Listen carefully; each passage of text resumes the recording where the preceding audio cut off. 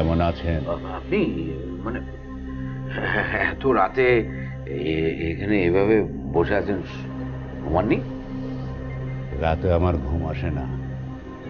রাতে বিবিধ ধরনের চিন্তা ভাবনা নিয়ে সময় কেটে যায়।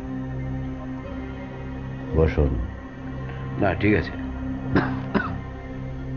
আচ্ছা, আপনাদের এখানে যে ভূত আছে সেটা কি বুঝতে পারেন? ভূত?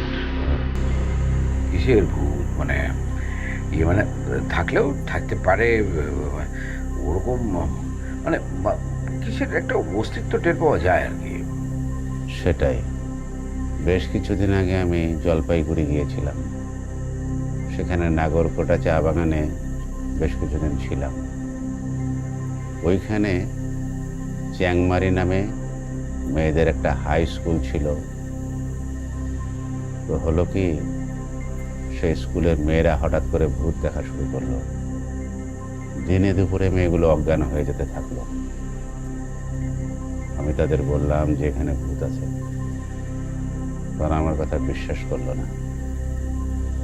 পরে অবশ্য চা বাগানের কুলিদের কাছে জিজ্ঞেস করে জেনেছি যে ওই বাগানের ব্রিটিশ মালিক আর ম্যানেজার দিনে দুপুরে চা বাগানের বিভিন্ন জায়গায় ঘুরে বেড়ায়।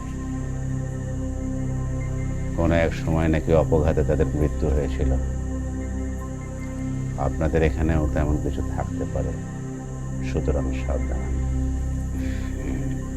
ঠিক আছে, ঠিক আছে, আমরা সাবধানে আছি, আরও সাবধানে থাকবো, অসুবিধা নেই।